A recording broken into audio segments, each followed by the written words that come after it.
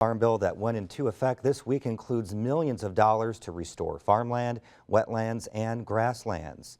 Conservationists have been working to sign Indiana farmers up for the grant money and help them use it to preserve their land. The program has been mostly successful in restoring, but the agricultural easements haven't been so popular. There's a lot to consider when you're debating signing over some of your property rights for what can be forever. Sarah Whitmire reports on the program and why some say it's critical to keeping farming in Indiana's future. You got it. Jeff Fisher really doesn't even need to say it. Happy cow makes me happy. On a nice day like this, there's nowhere Fisher would rather be than right here, surrounded by his herd of feeder cows. He calls himself the head cow.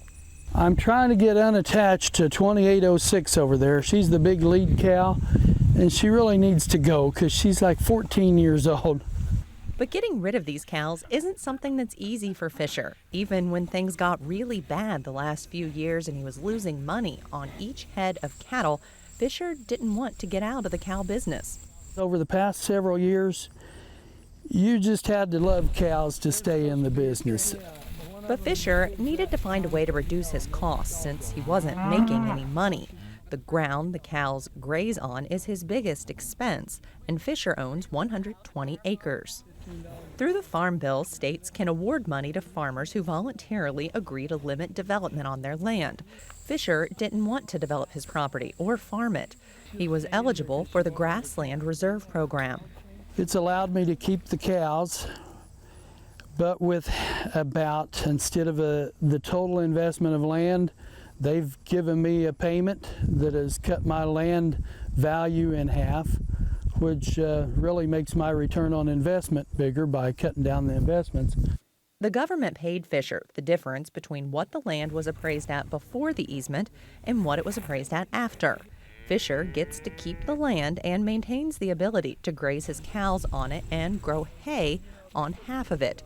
What the government gets in return are all the development rights and cropping rights. So in perpetuity, the 85 acres Fisher put into the preserve has to stay just like this, in pasture and hay.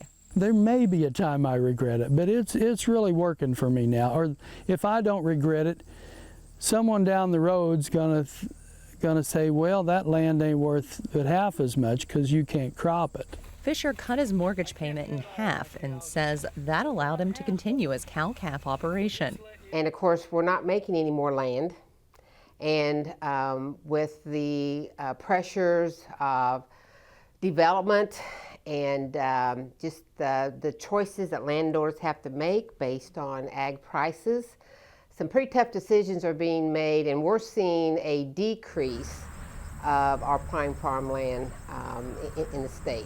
About half of the land mass in Indiana is farmed for either corn or soybeans, but that amount is decreasing. According to the USDA, 50,000 acres of Indiana farmland was lost between 2007 and 2010.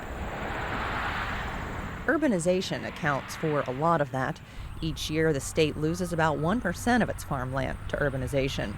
That doesn't sound like much, but Purdue agricultural economist Chris Hurt says if you think about what that is over a decade or multiple decades, it adds up.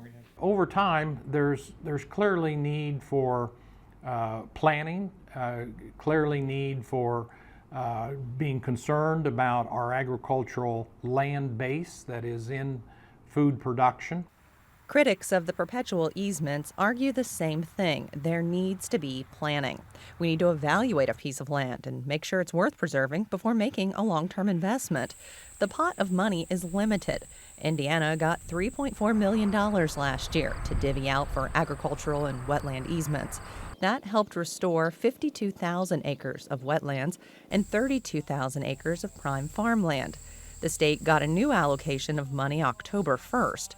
Hardesty says the state is doing well preserving wetlands, but she wants more attention paid now to farmland. Sometimes you can make more money off of that 10 acres in the bottomland by just leaving it in pasture land, in like a riparian area versus trying to put in a cropland. It's been 6 years since Fisher got his easement, and he still feels good about it.